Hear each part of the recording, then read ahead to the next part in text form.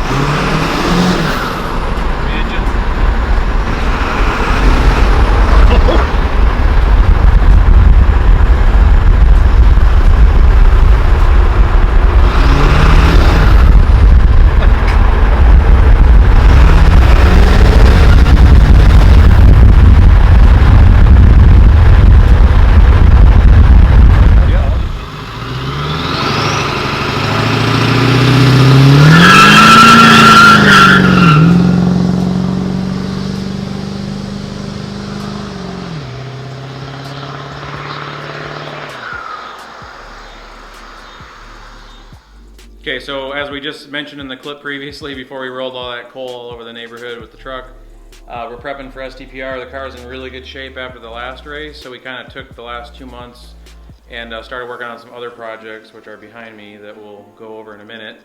And right behind you, Remy, is basically everything that's left before we go to the race, which is, I was missing a bolt. I already replaced that. We had topped the coolant off because I just swapped the turbo back. We gotta check some squeaks and noises, check the brakes, install these fog lights. I got these cheap fog lights because Blake and I got caught driving blind at Southern Ohio, and no matter which combination of lights we used on the car, we couldn't see. So I wanted to put something really low on the bumper, but as you can see from that missing fog light cover, they take some abuse, so I didn't want to put any significant investment. So these were $6 on Amazon, and they're really bright, and they come with a mount, so I'm probably just going to put them right here so that they're not like gaudy and in the way, but I'm gonna have one here, and I'm just gonna have them point out a little bit, and then these will be on a separate switch, so if we get caught blind, we'll kill all the lights but these and just have the ground covered, because it was scary last time. Turbo restrictors, we did our dyno day, which you guys already saw the video of. Ironically, even though, so this is for a VF turbo, which I just sold, and this is for the TD04. Even though the VF is bigger and it comes on the STIs, with these restrictors, we have the dyno graphs to prove it, but the TD04 actually made the same exact horsepower within 1 horsepower as the VF, and it made 30 foot-pounds of torque more than the VF. So obviously we're going back to the TD04 so we can capitalize on that power. We just picked up another center differential. The hydraulic handbrake doesn't like center diffs too much without the STI transmission and DCCD, so we got another one of these from our sponsor, Sahid. And I just finished swapping the TD04 back on and put the heat protection back on. We didn't have it on for the dyno because we were switching turbos during the day. And then I also installed these braided oil feed lines so that when we do swap turbos, you can just unbutton the banjos and swing it to the side. It makes it a lot easier. And then we put some fresh crush washers on. Checked all the fluids, boost leak test, everything. So it's running strong. We got to flash the other tune back on that Steve emailed us. And then install a new amplifier. And otherwise we just have a few things left. So we're getting this buttoned up. It's running really strong. The dyno it put out good numbers, lower than we obviously want, but considering that it's a 200,000 mile motor, and we're running a 34 millimeter restrictor, which is a tiny little hole less than the size of a $50, we put down good numbers on E85, and it's definitely fast enough for us for now. So we might do a 2.5 short block later in the future to get some torque, but for right now it's just going pretty well. All right, so now we'll move on to our new car, which is going to be my daily driver, which we haven't really discussed, but it is the cleanest 2004 Forester XT that we could ever find. I haven't even buffed it or anything. This is literally how I got it. I just rinsed the dirt off. I haven't vacuumed it. That residue on the bumper was from the bumper guards that I took off, but there's zero rust anywhere, and the interior is clean. I haven't even vacuumed it yet. Speaking of interior, why is there a set of freshly decked heads in the passenger seat? So this motor, this car has 77,000 original miles on it, and I'm the second owner. The motor was sold for another STI build because we have other plans, which you'll see in a few minutes. But that did involve me getting a hold of a knocking EJ257 from Sahid, and we pulled the heads off of it. We checked them out. They were in good. They hadn't overheated and warped, so either way we got them decked, but the machinist said that they were within tolerance, and then we had a valve train job done on them, so those are sitting ready to go. And then we come around the back of the car, we have a whole bunch more goodies which might clue you into what we're about to do.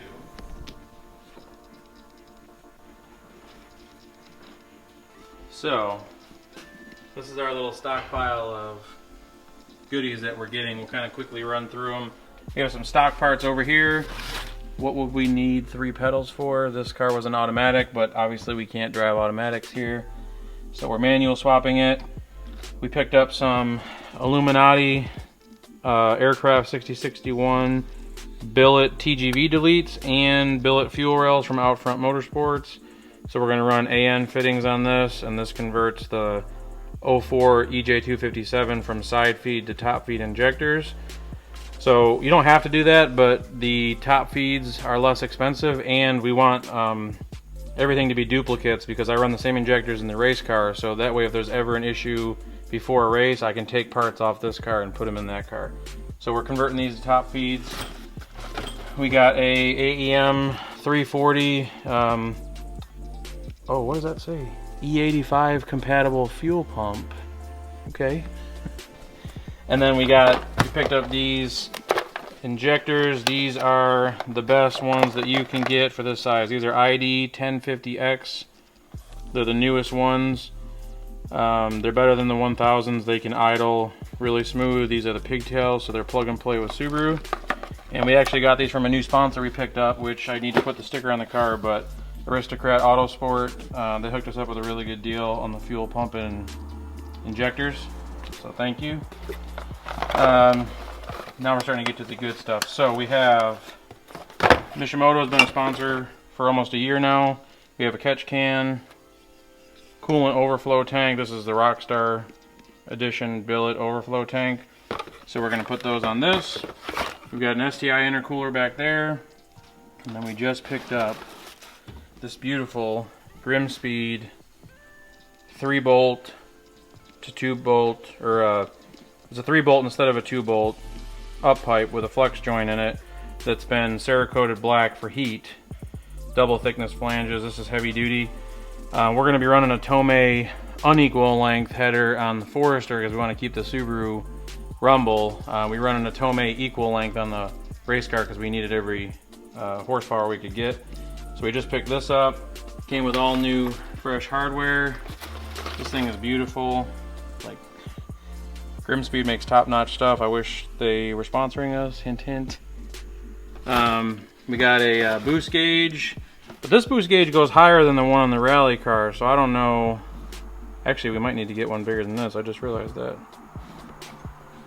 And then we just had this done by a friend of ours. This is, so on the Foresters, the intake manifolds are silver, but we got to have that STI red. So this is a powder by the pound wrinkle red that was freshly blasted and powder coated by our friend Justin Abide. He did a really good job on it, and he's actually currently powder coating some gold 17-inch BBS wheels for this car too. I picked those up a little while ago. He was fixing them up a little bit and powder coating them. We're going with a Subaru gold, but it's slightly different. It's actually more of a true gold than a goldish yellow. It looks really good. We'll show you guys a picture of that later. He had one of the 4 done, so we'll show you that. So basically, once the turbo comes in, I just need to buy the gaskets and we just put the whole thing together. So there's one part that's missing from this. It's shiny silver, kind of what all that stuff attaches to. Oh yeah, let's go see that. That's in the air conditioning because we don't want to get it dirty out here. Go through all this. I can't daily drive. Like, we got a truck that makes 800 pounds of torque. We can't daily drive a Forester that makes like 200 horsepower. So we have a couple things in mind. When we were building the race car, there's so many restrictions that we couldn't really make anything that, I mean, it wants to kill you, but we really want something that's going to kill us. So we placed a little order, which we're about to show you, where all those parts are going to go onto, because there's no way we're going to put them on a stock EJ257 like sitting right there. That would be too easy. Okay, so this just came in today. I put it on the workbench. I didn't even touch it yet. We got to check it to make sure there's no damage, as it says on the box. So this is from IAG Performance, and IAG really only makes one thing that people are concerned with. So let's unbox this thing. Let's see what we got. We'll run through the build specs, and then we'll run through what we're going to be able to accomplish with this in the Forester. Send these in huge black Pelican cases, like gun cases, and you had to return them, but it was kind of cool. But because of technology, they're able to now ship this in a cardboard box, and once you see this, you won't believe that they ship it in a cardboard box. All right, ready?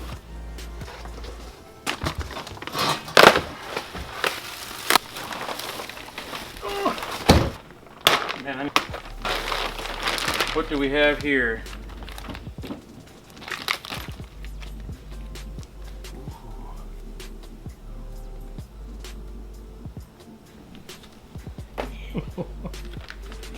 Okay, a bunch of goodies that we don't care about right now.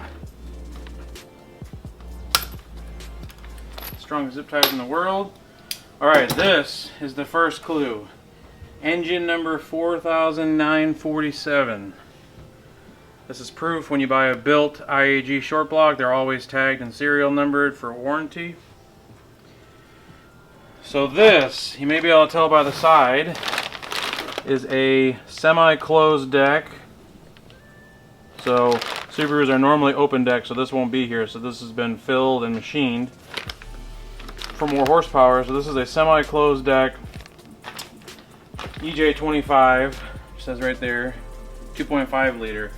So IAG is probably the best of the best for built motors, and we actually had a little bit of a fiasco ordering this because I wanted Cosworth pistons, and the only one that was selling them was Rally Sport. So I actually placed an order for a built Stage 3 engine from Rally Sport with Cosworth pistons, and then once I placed my order, they discontinued the Cosworth pistons. So The substitute was Omega, which is apparently one of the best, but I couldn't find enough information on them and how well they lasted.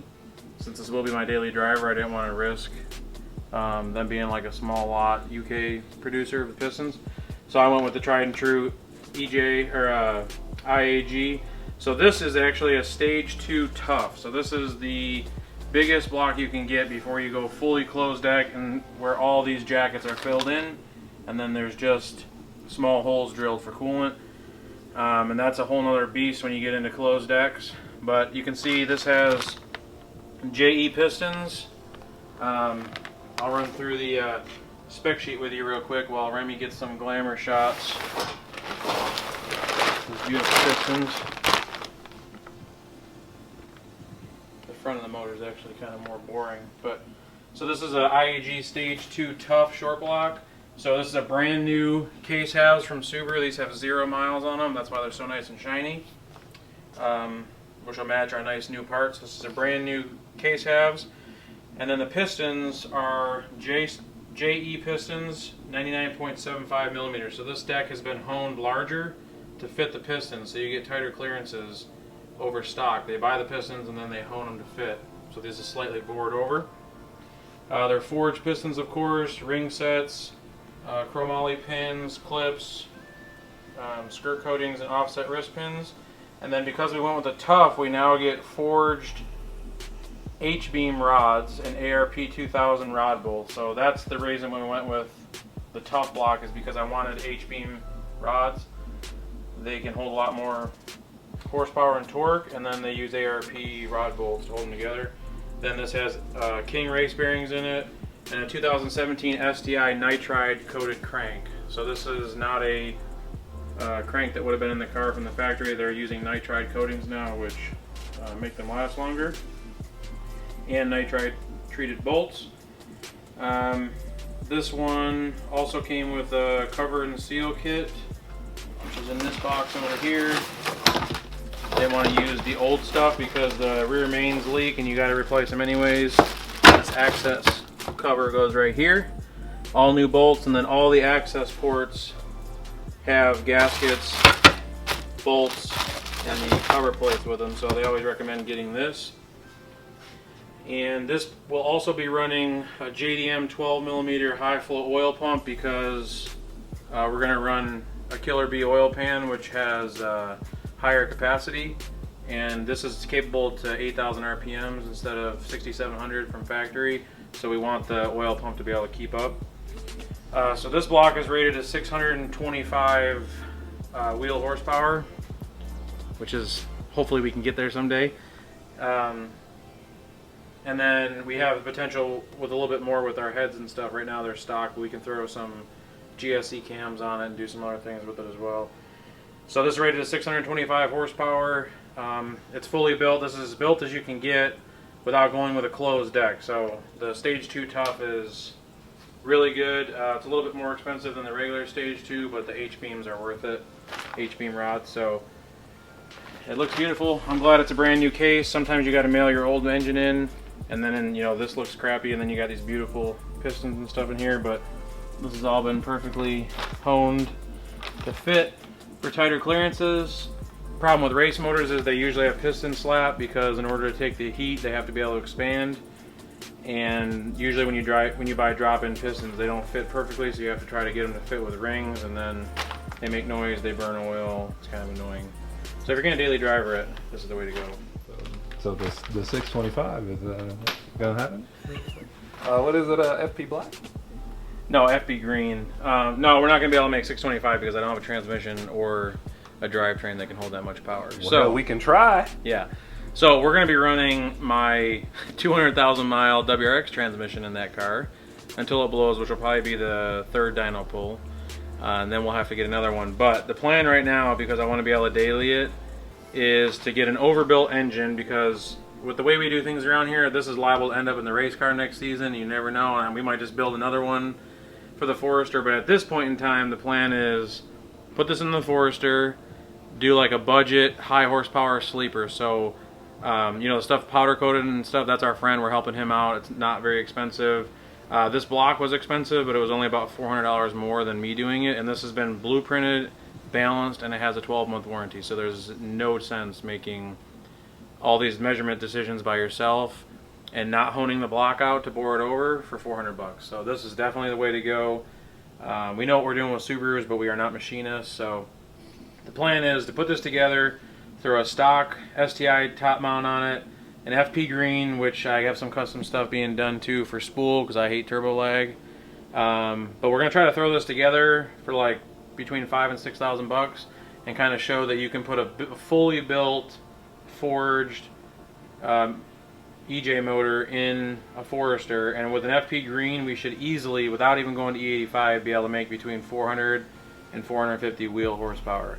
So that's way over the capability of the WRX transmission, like twice as much, and the axles, so we'll probably break them. But what we want to see is if we can put a stock-ish, maybe a Exidy Stage 2 or a heavy-duty clutch so that it's still drivable, and overbuild the motor so that we can kind of build up to our power levels and see where our transmission holds. It's also partly research for the rally car. So see how it handles the 400 horsepower, and then all we have to do is put a bigger turbo on this and we can make 600, 700 horsepower with this. So it's rated to 625, but they're overbuilt. Rally Specs, who has a similar build, they say theirs can go up to 800 horsepower, and it's basically the same motor. So I think the 625 is IAG covering their warranty and being cautious. Yeah, so 8,000 RPMs and 600 to 800 horsepower. This will be more than we'd ever want to do. All-wheel drive horsepower, that's nasty. So we're gonna start off with 400 and see what we blow up, and then maybe we'll go up from there.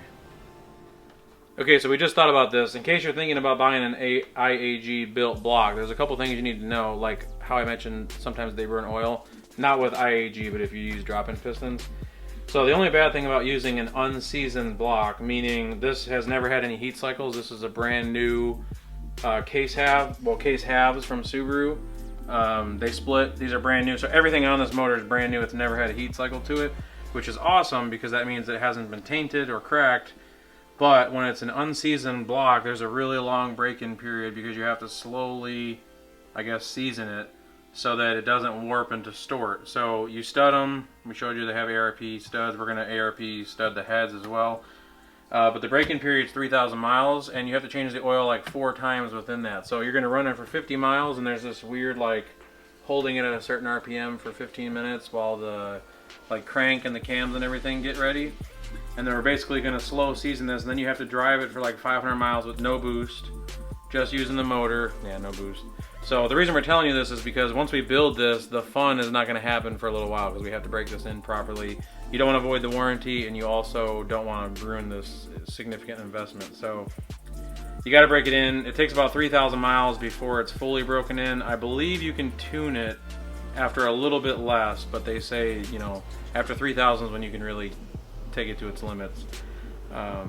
So we'll go through that when we do the build video, but it's definitely going to have to be put together and then kind of babied for a few hundred miles with a bunch of Motul only oil changes, which is another expense that you need to think about because that's very expensive oil and you need to change it 50 miles.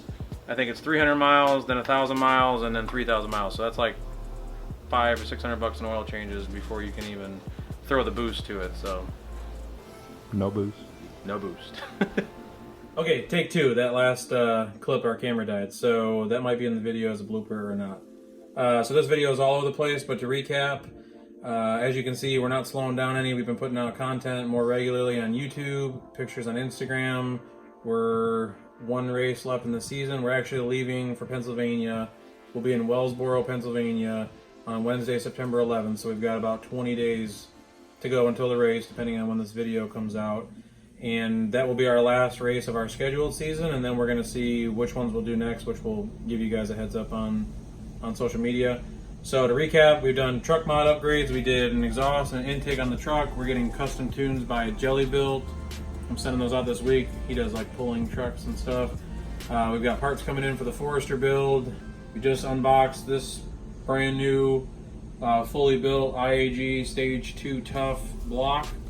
And we have almost all the parts to put the motor together, but we gotta wait until the race season's over, so give us about 30 days before you start seeing content rolling with assembling this. We have a lot of projects coming. We're gonna finish up the rally car, we're gonna go to the race, we'll have a huge video for that, Jason just won the Dixie Challenge Rallycross and part of the National Challenge, another location in Missouri that you guys saw a previous race of. So right now he's undefeated this season, and he's going to Nationals the weekend we get back from STPR. So we have a big couple months ahead of us. We're also going to be painting Blake's rally car that you saw in the dyno video that's making over 300 wheel horsepower now. We're going to give it a complete paint job, and then we'll start dissecting the rally car for next season and see what kind of upgrades we're going to do in the off season. So we'll check in with you later.